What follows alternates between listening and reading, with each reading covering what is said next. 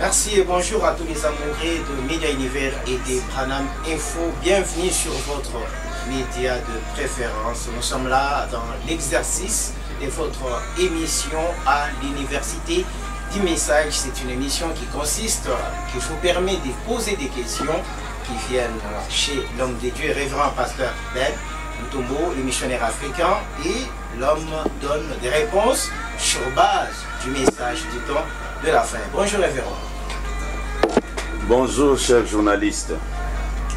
Je crois que vous allez très bien et que tout ça marche bien, mais nous n'avons pas assez de minutes à perdre des mots pour tous ceux qui vont regarder cette vidéo, pour vous dire que vous êtes suivis à travers le monde, dans plusieurs pays, en Afrique, aux États-Unis, en Asie, et moi personnellement, j'ai compris la responsabilité que vous avez vis-à-vis de ces gens qui ont les poids des questions et les orientent à vous et vous donner des questions. Parfois ça me fait peur.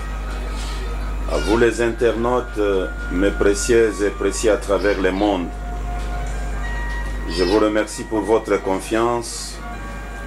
Les journalistes m'ont présenté beaucoup de questions, d'autres que nous n'avons pas encore répondu, d'autres peut-être je pourrais lui recommander de prendre certaines émissions là où j'ai déjà répondu et vous les envoyer. Pour votre confiance, pour votre considération, nous vous disons merci et que le Très-Haut vous bénisse. Nous sommes là à votre service comme nous l'avons toujours dit. Trop vite vraiment parce que l'entretien ne nous prendra plus beaucoup de minutes. Nous allons directement à la question de notre frère qui est en Arizona, aux États-Unis, un homme de Dieu, c'est un serviteur de Dieu, un prédicateur mais qui n'a pas voulu que son nom soit dévoilé. Mais ce qui est important, c'est de lire sa question et de donner la réponse. Shalom, le missionnaire africain. Shalom. La révélation complète des dieux devrait-elle être connue du temps de Jésus ou pendant le temps de William Branham? C'est comme la première question, une sous-question. Qui a bien prêché la Bible entre Jésus et William Marion Branham?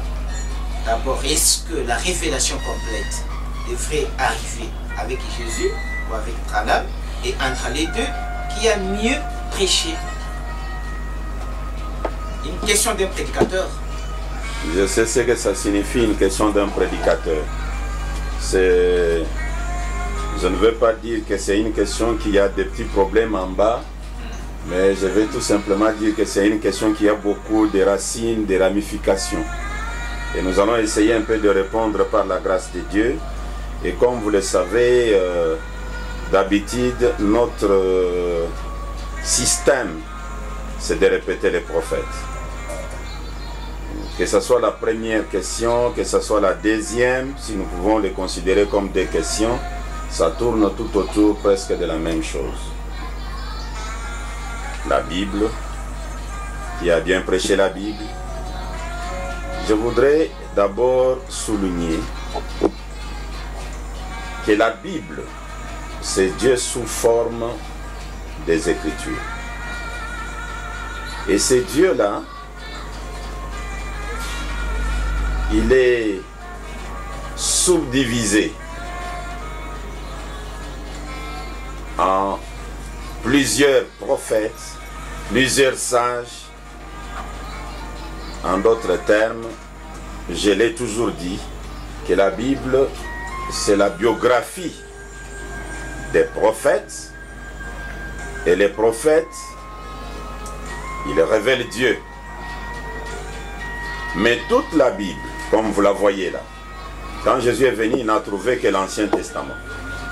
Le Nouveau Testament n'était pas encore écrit, ou écrit, parce qu'il s'agissait effectivement de sa biographie, ainsi que de la biographie de ses disciples.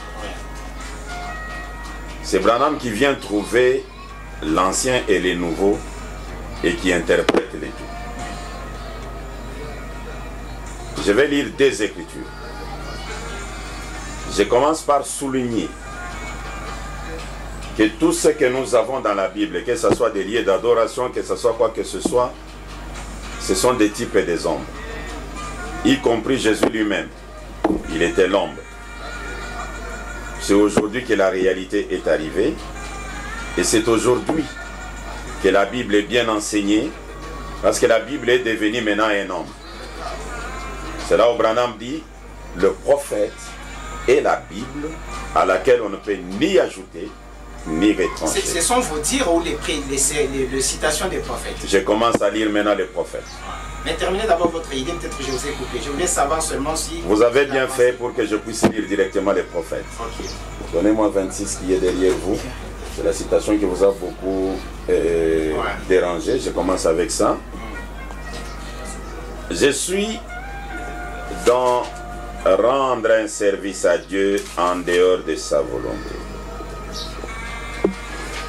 Rendre un service à Dieu. Nous sommes assistés par les hommes de Dieu, les révérends Élisée, et que cela, il peut nous prendre ces citations comme note. 18 juillet 1965. Paragraphe 147. Remarquez. Qu'est-ce alors? Que peut-on faire? Que doit-on faire?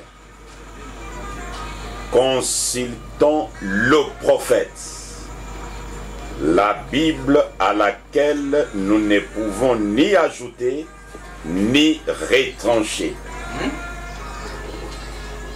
Consultons le prophète, la Bible à laquelle nous ne pouvons ni ajouter ni retrancher. Je venais de déclarer que même Jésus était que l'ombre. Jésus? Oui, il était l'ombre. L'homme de Nazareth. Il n'était pas la réalité. Celui qui ressuscitait les morts. Il était juste l'ombre. C'est pourquoi la réalité, quand il est venu, elle a plus ressuscité des morts que Jésus lui-même. Je suis dans le lieu d'adoration que Dieu a choisi. Prêché le 20 février 1965. Les paragraphes 35. Je peux aller directement à 36. Je lis directement la partie B. Et si toutes les anciennes choses, dit la Bible, dans l'Ancien Testament, étaient des ombres des choses à venir, alors par conséquent, Christ était l'ombre des choses à venir. C'est le prophète qui l'a dit. Nous sommes à l'université du message.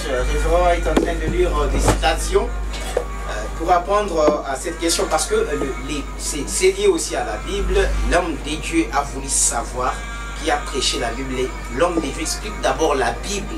Je crois qu'à l'école primaire, on peut dire que la Bible, c'est un livre qui contient 66 petits livres, si c'est comme ça là, mais à l'université, la Bible, c'est le prophète auquel on ne peut ni retrancher ni ajouter. Et ce prophète-là, c'est Branham. Ah, non, non, on a justement les prophètes. Ne vous en faites pas, nous allons arriver là. Ah. Je suis dans le lieu d'adoration que Dieu a donné. Prêché le 25 avril 1965. Je lis les paragraphes 49. Oh, sondons les Écritures pour trouver quel est cet endroit où il a mis son nom.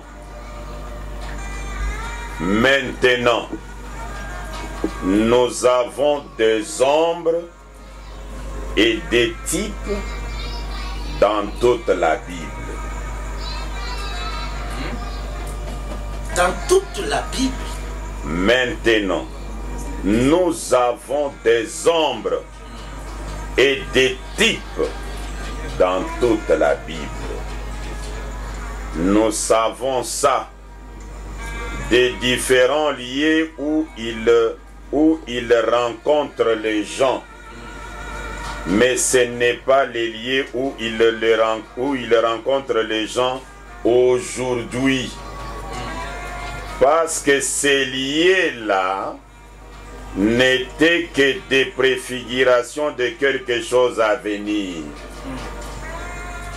Le véritable endroit où il rencontrerait les gens l'endroit, l'église où on pourrait les rencontrer, il existe un endroit, il existe une église où Dieu a promis de rencontrer les gens et de répondre à leurs prières si seulement ils viennent à cet endroit pour lui rendre leur culte. Toute la Bible, de Genèse à l'Apocalypse. Est-ce qu'on peut dire la Bible, la meilleure de la Bible, c'est la vivre et pas la lire, parce que vous dites ce sont les ombres. Ce sont les ombres et les titres. La réalité se trouve où? Voici la réalité. Voilà. On doit être étonné, la Bible qu'on utilise jour et nuit et qu'on vient nous dire, ces livres-là, c'est rempli des types et des ombres. Les ombres. Tout ce que vous lisez. Mais quand on parle de l'ombre, donc ce n'est pas éclairé. Tout ce que les gens lisent disant, oh attends, j'ai une écriture, c'est dans Matthieu. Attention, dans 1 Thessalonicien, l'ombre tout ça est type. La réalité n'est pas ce que vous lisez. Et ce qui est important, c'est la réalité. C'est la réalité qui est importante. Dieu dévoilé. 14 juin 1964. 337. Toutes, voyez-vous, toutes les paraboles de la Bible, toutes les paraboles de la Bible, tous les types de la Bible sont manifestés ici même devant nous, au Branham Tabernacle, à Jeffersonville, Indiana. Tous les types de la Bible, les paraboles de la Bible, manifestées ici même devant nous, au Branham Tabernacle. J'achève la citation. Le même Dieu, dans la colonne de faits, qui a écrit la Bible, l'Ancien Testament aussi bien que les Nouveaux, est ici même en train de la manifester. Donc, de manifester la parole qui est écrite, dont on appelle la Bible. Démontrer précisément ce qu'il en était et d'en donner l'interprétation lui-même. Donc c'était les ombres, les types, les interprétations, allez venir avec. Branham donne l'interprétation, il dit celui qui donne l'interprétation là c'est Dieu lui-même, qui avait écrit l'Ancien et les Nouveaux. Il est en train de manifester tous les types et tous les ombres de la Bible. C'est-à-dire qu'il est en train de rendre ça vivable. Et il est la Bible, la réelle Bible, c'est lui. Frère Branham est très compliqué. Hein? La vraie Bible, c'est lui. Frère Branham est très compliqué. Il n'est pas compliqué. Il s'attire à la gloire. Il est compliqué pour quand je prends les Sadducéens, quand je prends les grands Moïse et je prends les prophètes les plus grands de tous les prophètes qui est Jean-Baptiste, donc et que vous me dites, c'était des hommes. On prend même Paul, on prend l'apôtre Pierre et vous nous dites que ce sont les types, les ombres et l'interprétation allait être faite là-bas aux États-Unis avec un certain frère Branham. Tout ce que vous citez là, les ombres et les types. Maintenant, écoutez ce qu'il déclare.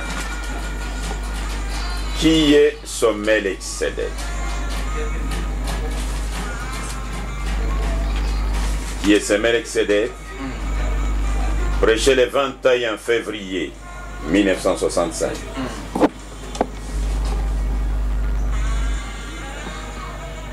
Paragraphe 42.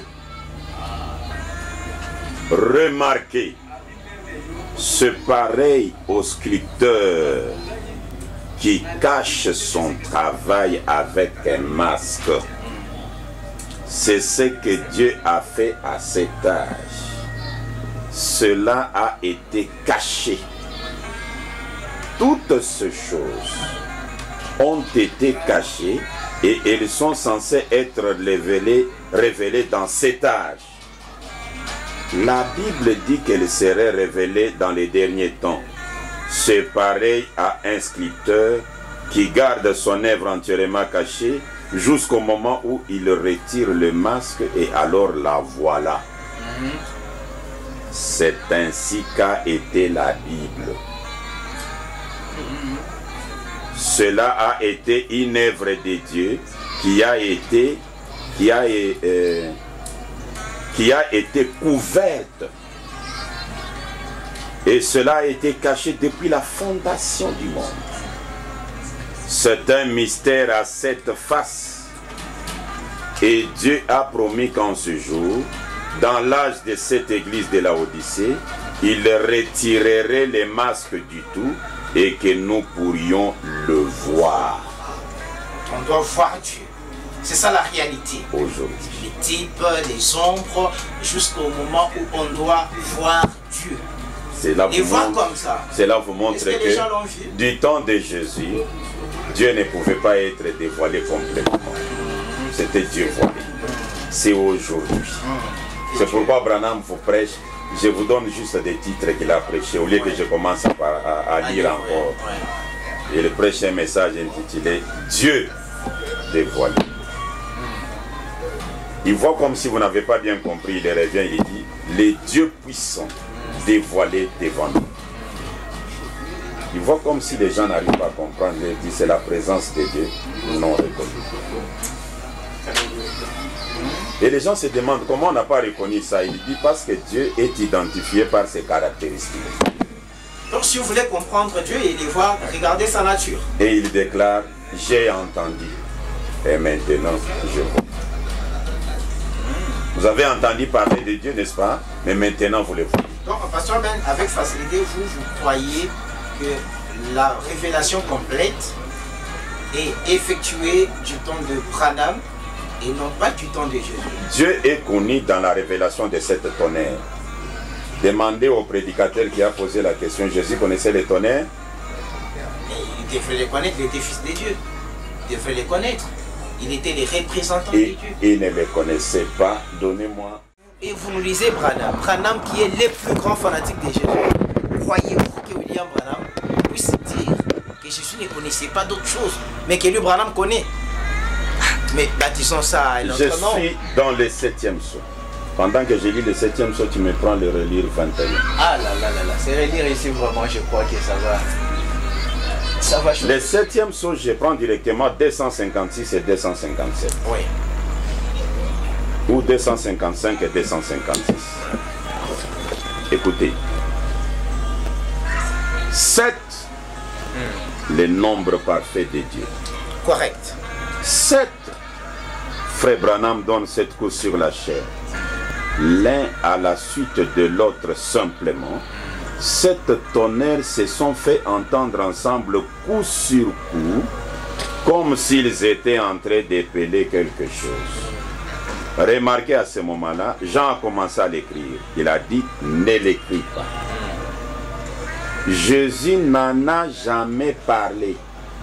Oui, ça c'est normal. On peut connaître quelque chose et ne pas parler. C'est normal. Suivez. C'est normal. Jésus n'en a jamais parlé. Oui, c'est normal. Jean n'a pas pu l'écrire. Les anges n'en savent rien.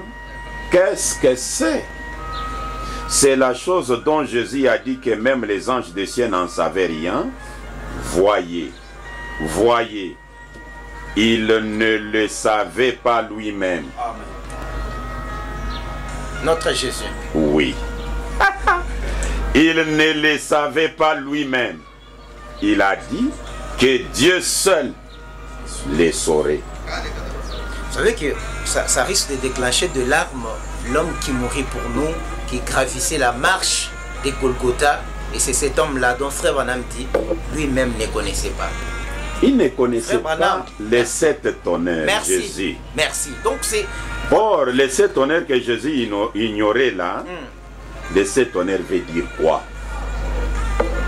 Donc est-ce que William Branham dénigre Jésus? Est-ce qu'on peut le dire comme ça? Non, il le donne à chacun sa place. Je suis au paragraphe 39 de l'âge d'Éphèse. J'ai toujours aimé donner la précision de la date pour que ça ne soit pas comme si ce sont des brochures de Ben. Les missionnaires africains n'ont jamais traduit une seule brochure. Je lis ce que vous traduisez. 5 décembre 1960. Paragraphe 39. Jean a entendu le s'étonner. Il ne lui fut pas permis d'en parler. Il a entendu les voix, mais les dos du livre étaient scellés de 7 sceaux. Cependant, les jours où ces sceaux seront ouverts, le mystère de Dieu s'accomplirait. En d'autres termes, Dieu se fera connaître à son Église. Les tonnerres cachent Dieu. Donc quand ils sont révélés, c'est alors que Dieu est connu. Vous ne pouvez pas connaître Comme les Dieu chantait aussi longtemps. David King, l'inconnu est connu désormais. Il a chanté la vérité. Il a chanté la vérité. Vraiment. J'ai David écouté King, cette que je chanson-là, salue en j'ai dit, le jeune homme a bien chanté. Cantique extraordinaire. On était avec lui à Pointe-Noire. L'inconnu les est garçons connu. a vibré. L'inconnu est connu. D'ailleurs, il a dit, cher pasteur, l'inconnu est connu aujourd'hui. J'ai clôturé avec cette écriture. Ah là là là là. Un guide. Un guide. 14 octobre 62. 35 paragraphes. Et le Saint-Esprit parle toujours de la parole. J'ai beaucoup de choses à vous dire. Vous ne pouvez pas les comprendre maintenant, mais quand il sera venu, il vous guidera vers elle. Voilà pourquoi il y a eu le sceau. À la fin du 7e sceau, le mystère de Dieu s'accomplirait. Savoir qui Dieu est, ce qu'il est, comment il vit, sa nature, son être. À la fin du 7e sceau. Ouais. Donc on voit la nature. On voit Dieu sa personnalité, qui mange des foufous, qui peut embrasser une femme qu'il a des et enfants. ses enfants, ouais. Et des enfants. qui peut aller au travail avec les sandwichs sous le veste ou sous son manteau. C'est ça, Christ révélé dans l'humilité. Je ne sais pas si c'est ça ou c'est autre chose. J'espère que le révérend d'Arizona ouais. a bien reçu la réponse. Ouais. Donc, une réponse scripturaire. La Bible est remplie de paraboles, remplie de types, et la réalité c'est aujourd'hui. La chose dont, parce qu'on dit, ceux qui disent Branham ou rien, mais c'est Branham qui a dit que Jésus ne connaissait pas ni les anges, mais lui, Branham vient, il donne la révélation de ces tonnerres. Mais seulement les gens diront, ce n'était pas Branham qui a révélé, c'était Jésus à travers Branham qui a révélé. Ils vont trouver toujours de l'échappatoire. Malheureusement. Jésus parce qu'il n'y a aucun endroit où mes frères Branham a dit c'est lui qui a porté la révélation. Non. La révélation c'est toujours Christ Jésus qui l'amène. Je vais lire des Écritures. Ouais. Jésus ne connaissait pas les tonnerres, mais il vient les révéler en Branham.